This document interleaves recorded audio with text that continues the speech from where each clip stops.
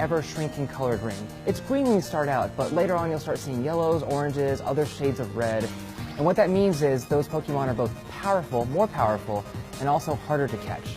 Now, later on, you'll get things like Great Balls and Ultra Balls, which will make it easier to catch them, but there's also these things called Raspberries. And once you hit level 8, you'll start seeing these pop up as items. Use the Raspberry, feed the Pokemon, it'll start liking you, and that's when you get it. Now, as long as you toss the Pokeball into the outer ring, you're still going to have a chance of catching the Pokemon.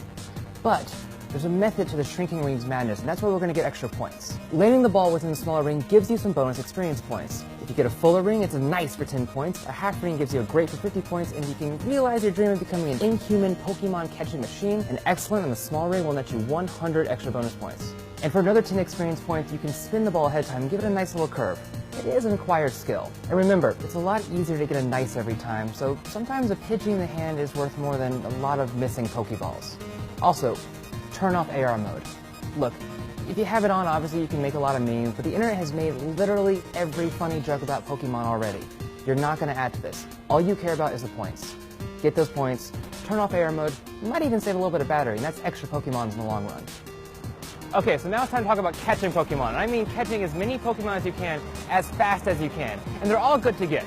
New Pokemon get you, extra experience points, and new Pokemon.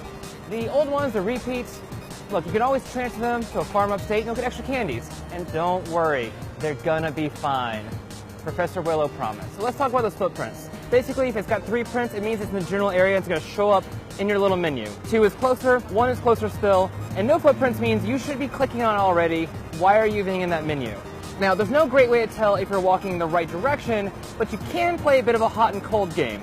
Keep that 3x3 grid open, showing all the Pokemon in the area while you walk around, and you can figure out which is closer by the order of the Pokemon. And while you're out searching for Pokemon, do not forget to use items. They're there for a reason. There's no point to hoard them at all. Incense will attract Pokemon to you at a much faster rate wherever you walk. And while you're doing that, might as well toss in a Lucky Egg. They work great together because they double the experience points of whatever you do in a set period of time as well. And again, this is about getting as many points as you can as fast as you can.